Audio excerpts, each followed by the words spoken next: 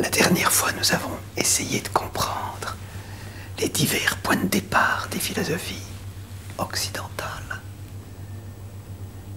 Et nous avons compris que pour avoir une connaissance qui touche vraiment à ce qu'il y a de plus radical, de premier, et qui puisse par le fait même aller le plus loin possible, il fallait que le point de départ de notre philosophie s'enracine dans ce qu'il y a de tout à fait premier dans nos connaissances sensibles, contrairement à ce que Descartes, lui,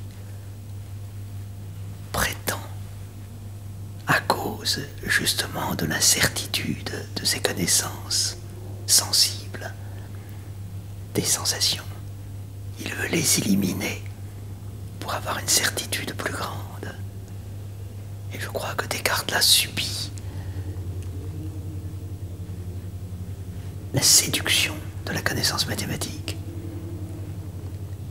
qui, comme connaissance, atteint un sommet de certitude.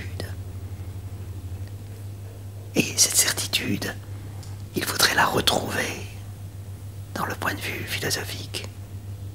Là, on voit très bien toute la différence entre une philosophie type aristotélicienne et type Descartes. Aristote reconnaît que les mathématiques ont une certitude très particulière et donc ont d'une certaine manière une espèce de perfection que nos autres connaissances n'ont pas. Mais Aristote souligne tout de suite que la certitude, ce n'est qu'une propriété de la connaissance, ce n'est pas la connaissance elle-même, et que la connaissance est faite pour atteindre la réalité, et que les réalités que nous atteignons et que nous connaissons n'ont pas toutes la même possibilité de certitude. La connaissance respecte la réalité qu'elle connaît. Elle est ordonnée à cette réalité. Et ce n'est pas nous qui imposons à la réalité une méthode qui veut une certitude la plus grande qui soit. Et c'est pourquoi, si on cherche non pas en premier lieu la certitude, mais d'atteindre le réel dans toute son étendue. Le réel, c'est moi, c'est l'autre à qui je parle. Le réel, c'est l'univers dans lequel je me trouve. Je ne peux pas partir du cogito comme point de départ, et je dois enraciner ma philosophie dans une expérience plus radicale, plus fondamentale, en sachant très bien qu'il faut tout le temps être attentif aux risques qu'il peut y avoir de manque de vérité dans nos connaissances sensibles. Mais nos connaissances sensibles sont jamais à l'état pur. Elles sont toujours imprégnées de notre intelligence. Et c'est pour ça que quand on parle de l'expérience, c'est l'intelligence liée aux sensations, liée à notre psychisme imaginatif, affectif. On ne va pas le supprimer, on va simplement le contrôler. Et on va essayer constamment de le dépasser pour atteindre la réalité que nous expérimentons dans ce qu'elle a de plus elle-même. Et c'est pour cela que je mets l'accent sur le jugement d'existence dans ces différentes expériences. Nous y reviendrons du reste quand nous avancerons plus loin dans la philosophie. Mais l'expérience à laquelle je me réfère est une expérience qui implique toujours ce jugement d'existence. Ceci existe, et c'est l'intelligence qui dit cela à travers nos différents contacts sensibles des réalités qui nous entourent et de nous-mêmes. Cette expérience, nous pouvons la décrire comme l'expérience interne. Et quand je dis que nous partons de l'expérience externe, nous ne vacuons absolument pas l'expérience interne. C'est toujours l'équilibre entre l'expérience externe et l'expérience interne à laquelle il faudra revenir. À ce point de vue-là, il faut toujours se rappeler ce que Plotin lui-même dit, qu'il y a une expérience externe et une expérience interne. Plotin, lui, met le primat sur l'expérience interne. Nous pouvons considérer que l'expérience interne a précisément une intériorité affective qui va très loin et qui dépasse notre expérience externe, mais que notre expérience interne dépend toujours d'une première expérience externe.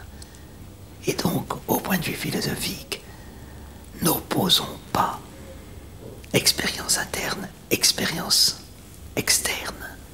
Distinguons-les et comprenons qu'il faut toujours faire appel à l'une et à l'autre, mais en maintenant un certain ordre, parce que notre expérience interne a une subjectivité qui peut aller très loin et qui quelquefois même va tellement loin qu'on ne rejoint plus par cette expérience interne la première expérience qui a suscité ces réactions internes. Il faut donc que toute expérience interne, si riche qu'elle soit, demeure toujours reliée à l'expérience externe. Et je crois qu'on pourrait dire qu'une philosophie réaliste, c'est justement de partir de l'expérience humaine au sens le plus vaste qui soit. Expérience externe, expérience interne. Mettant un accent très net sur cette expérience interne, mais en comprenant que cette expérience interne ne peut pas s'opposer, ne peut pas s'isoler, ne peut pas exclure l'expérience externe toute simple, où notre toucher, où notre vision, où notre ouïe est présent explicitement. Tout le dialogue que nous avons avec les autres, c'est bien une expérience externe. Et ce dialogue avec les autres alimente constamment notre expérience interne. Nos rencontres, et non seulement les rencontres avec l'homme, mais les rencontres avec la réalité externe, avec les vivants, avec la nature, avec le monde dans lequel nous nous trouvons. Tout ce climat particulier donne à notre expérience interne un réalisme que notre expérience interne n'aurait pas sans cela. Donc n'opposons pas, mais essayons au contraire d'harmoniser toujours expérience interne et expérience externe.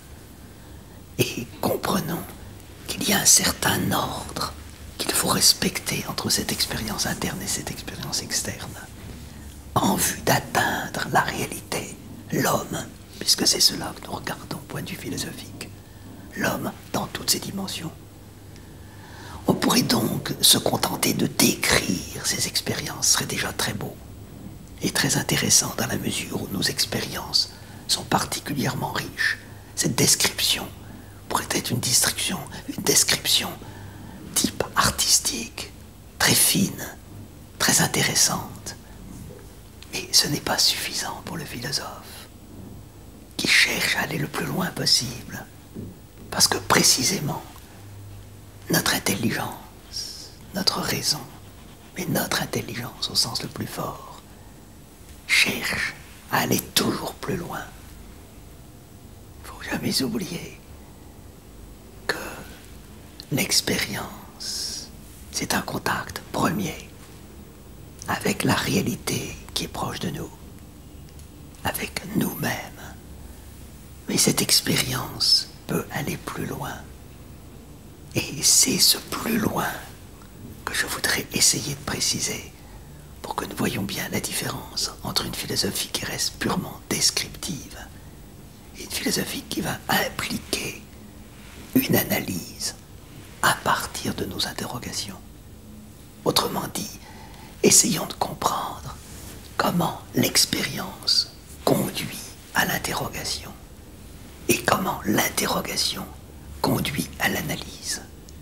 Il y a là un cheminement philosophique et de philosophie réaliste qui me semble extrêmement important à souligner pour bien comprendre qu'une philosophie réaliste qui regarde l'homme ne peut pas rester uniquement à un aspect descriptif, interne ou externe, mais que ça va plus loin.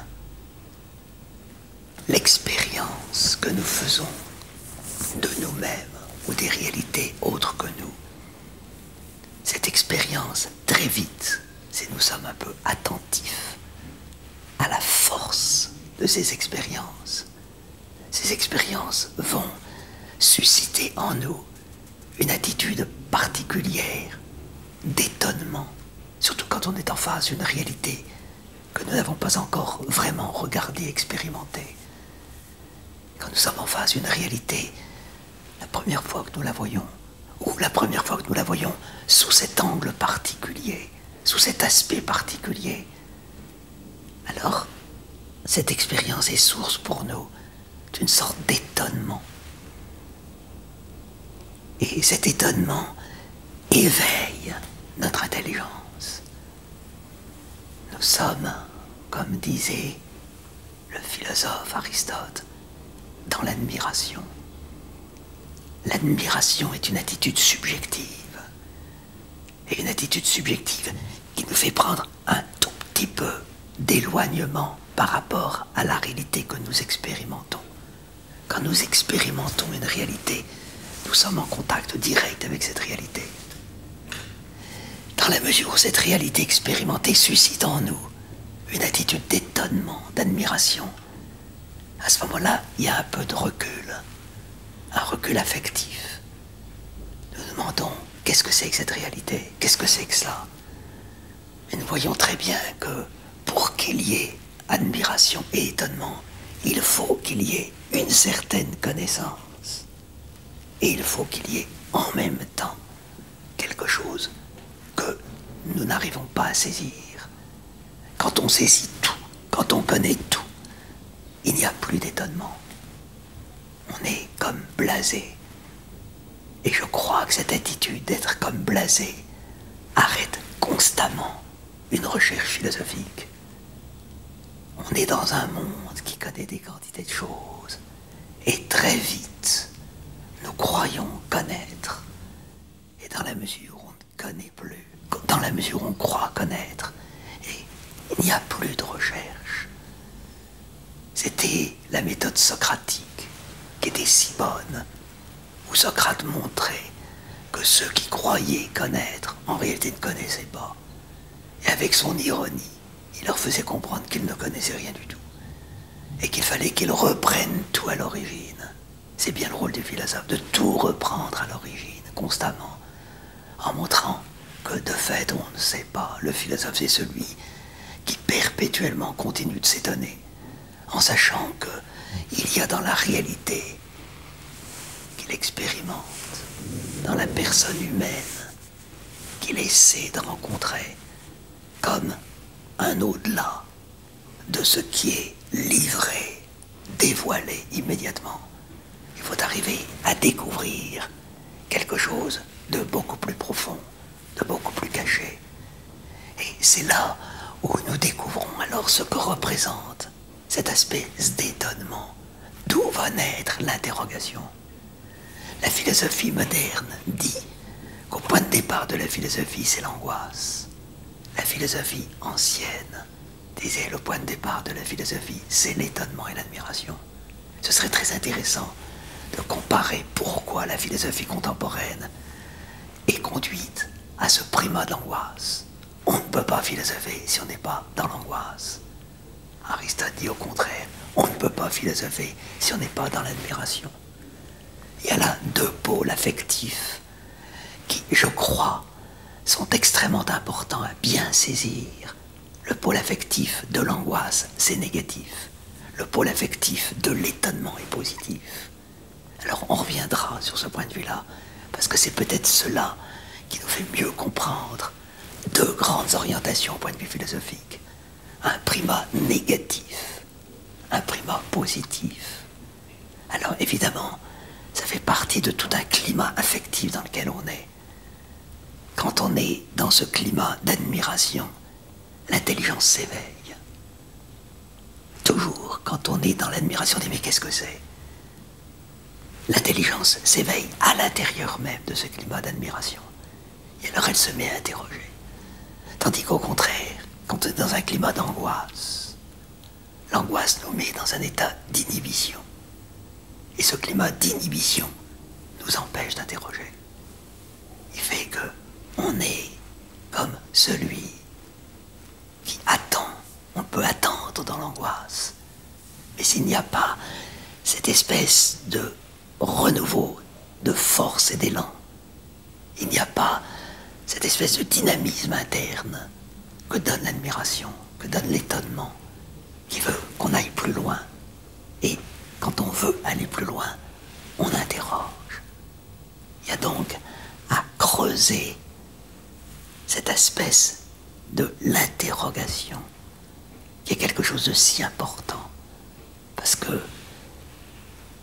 à partir de l'étonnement et de l'admiration, notre intelligence veut aller plus loin. Notre intelligence ne se contente pas de ce qui est donné immédiatement quand elle regarde, quand elle expérimente. Il y a un désir d'aller plus loin. Qu'est-ce que c'est que cette réalité? Qu'est-ce que c'est ce que je vois, ce que je constate? On se pose cette interrogation. Tandis qu'au contraire, si je mets le primat sur le point de vue de l'angoisse, alors à ce moment-là, je suis dans l'impossibilité d'avancer. Peut-être que ça met, au point de vue affectif, une attitude plus profonde d'attente. Je ne sais pas, du reste, si vraiment celui qui est angoissé attend vraiment. Parce que je crains beaucoup que celui qui est angoissé s'enferme en lui-même et au fond n'est plus présent qu'à lui-même et n'est plus présent qu'à son angoisse. Tandis qu'au contraire, celui qui est dans l'admiration, il est dans l'attitude de celui qui est ordonné vers la réalité expérimentée. Et alors on veut la connaître et aller plus loin dans cette connaissance, d'où l'interrogation. L'interrogation, c'est donc cette attitude intellectuelle d'une intelligence qui veut aller plus loin que ce qui est donné immédiatement. Ce qui est donné immédiatement au point de vue extérieur, l'expérience externe, par nos sens, ou ce qui est donné immédiatement dans cette attitude réflexive au plus intime de nous-mêmes. On veut aller plus loin. Et c'est pour ça qu'on interroge. On interroge parce qu'on connaît quelque chose, mais en même temps on ignore. L'interrogation, c'est l'arc tendu. On est orienté. L'interrogation oriente notre intelligence et met notre intelligence dans un état de séparation à l'égard de l'immédiat. Et l'intelligence veut décoller en quelque sorte, veut être elle-même dans cette recherche, dans la piste que lui a donnée l'expérience, qui a déterminé un certain point. Mais elle veut aller plus loin et pénétrer plus avant. Si on regarde ce que c'est que l'interrogation, on voit que notre intelligence peut interroger de diverses façons. Il n'y a pas qu'une seule manière d'interroger. Et là aussi, c'est très important. On ne trouve pas du tout la même diversité à l'intérieur de l'angoisse. L'angoisse, c'est l'angoisse. Elle n'a pas d'objet. Elle n'a rien, aucune détermination. C'est comme une espèce d'abîme qui se creuse en nous. Un abîme qui appelle un autre abîme. Alors, sous ce point de vue-là, c'est vrai, il y a comme un appel. Mais l'interrogation, elle, au contraire, est déterminée. Et elle peut impliquer divers types d'interrogations. Et c'est peut-être cette diversité des interrogations qu'il faut regarder avec beaucoup d'attention. Si nous plaçons du point de vue purement pratique, il y a une très grande diversité d'interrogations. Pensons tout simplement à notre vie quotidienne. Quand on interroge, un journaliste qui interroge, puisqu'aujourd'hui, ça fait bien, un journaliste qui interroge, il interroge pour savoir à quel endroit vous étiez, où vous étiez, comment vous vous trouviez à cet endroit-là, quelles étaient les autres personnes qui étaient là, qu'est-ce que vous faisiez, quelles étaient vos intentions, et ainsi de suite.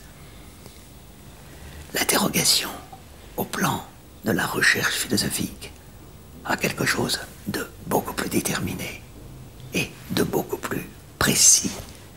Pourquoi? Parce qu'on n'est plus dans le primat de l'attitude subjective de l'action. Mais on est au contraire dans une attitude première de savoir ce qu'est la réalité.